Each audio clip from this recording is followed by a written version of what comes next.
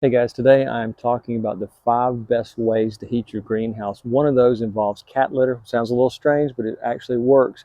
But the other 4 are just as good, and 3 of the ways of the 5 are completely passive, and it will work great to keep your greenhouse cold frame, small, portable greenhouse, anything you have warmer and avoid those freezing temperatures and damaging your plants. So let's head into the greenhouse and I'll show you exactly how each of these work.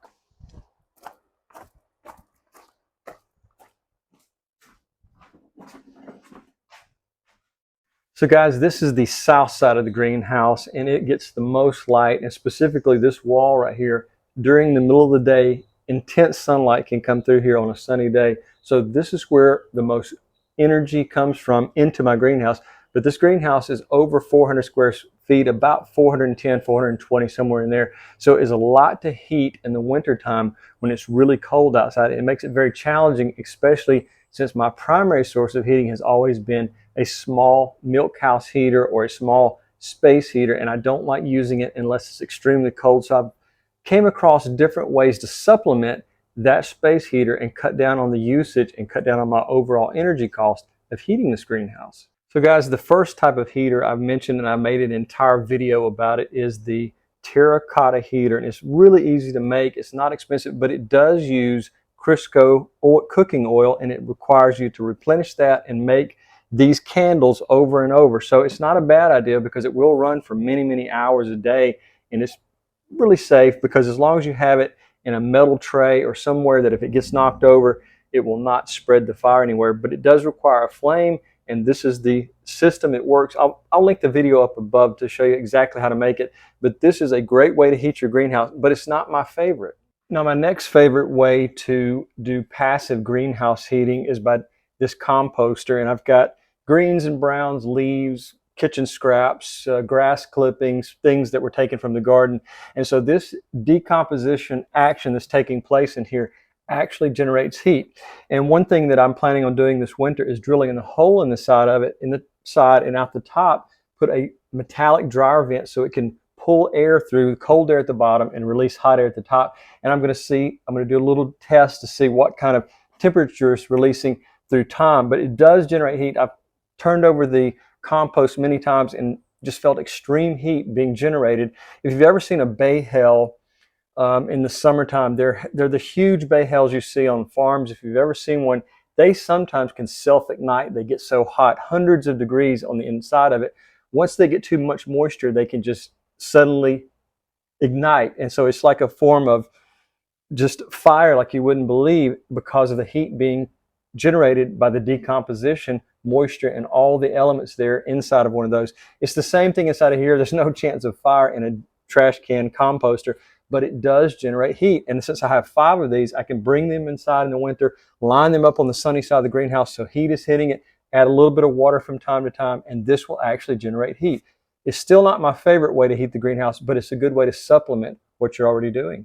So guys, I just realized I'm saying something completely backwards. What I meant to say is a straw bale or a hay bale, and those can sometimes self-ignite. But if you want to see how to make this composter, I'll link that as well. It's super simple to do. There's nothing complicated about it, and it will generate heat through the winter. So if you'd like to see how to make one, just click that link and you'll be directed exactly how to make it. And usually it's less than $25 to do that.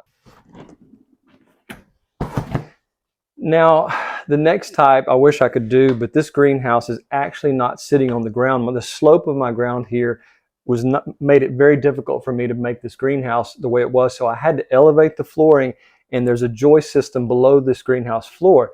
So if your greenhouse is sitting completely on the ground, your cold frame, your hoop house, whatever it might be, gravel is a great way to heat your greenhouse. During the day when the sun is out, the sun comes through, it heats the gravel up, and that stone slowly releases heat overnight. Also, you could use the big 12 by 12 inch paving stones. You could set that at the base of your greenhouse, hoop house, whatever it might be, and allow the sunlight to heat those. Now, there's one thing, right now I have 90% shade fabric on the greenhouse because we're just getting past summer, we're going into fall.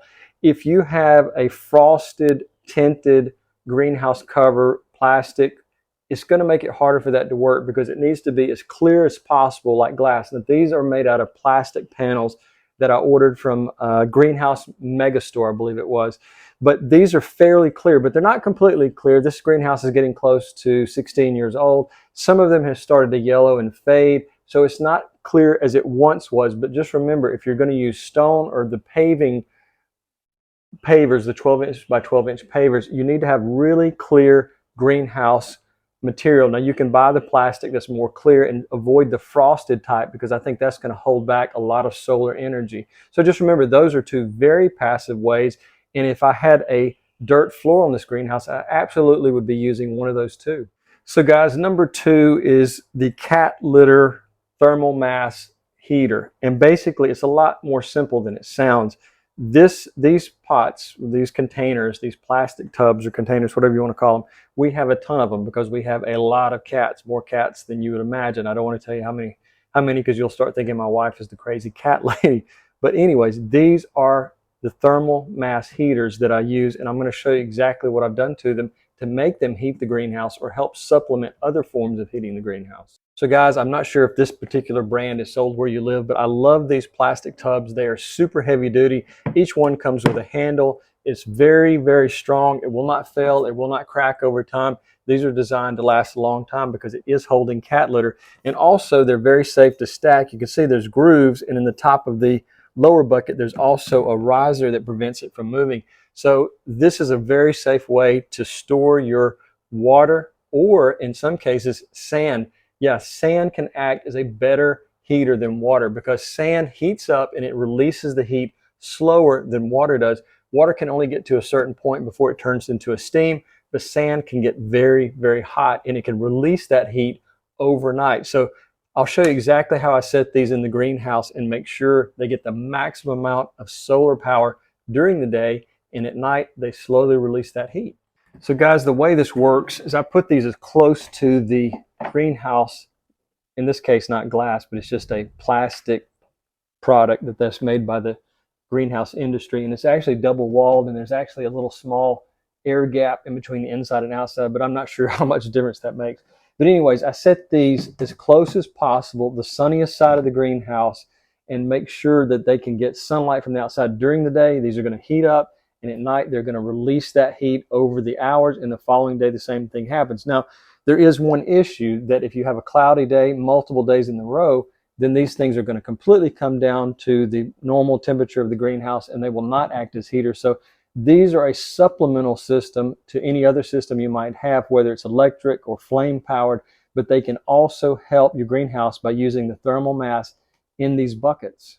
So guys, the same rule applies for anything else that has a black exterior that you can fill up with water, such as this tub right here. I use this tub to refill my portable watering devices, and during the day when the sun comes through the plastic part of the greenhouse, it actually heats the water up. Sometimes I can put my hand in here even on a colder day, and the water is actually quite a bit warmer. So any type of tub that you could put water in, that would be a great idea for your greenhouse, that can just naturally heat up during a sunny day and then slowly release that heat overnight. So remember, you're not limited to the cat litter containers. You could also use any kind of black tub or container and just fill it up with water, and that could be your watering for your indoor plant or your greenhouse plants. And then it'll also have a dual purpose, not only to water your plants, but also to keep them alive during colder times of the year.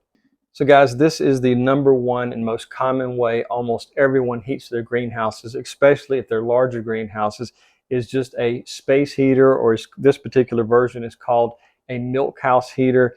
And unfortunately, I do have to use it during the coldest times of the year, and I'm in zone 7A, so I really don't have massive amounts of snow or extreme colds, but we occasionally do hit single digits in the Fahrenheit, so that does come in handy when I just absolutely have to use it.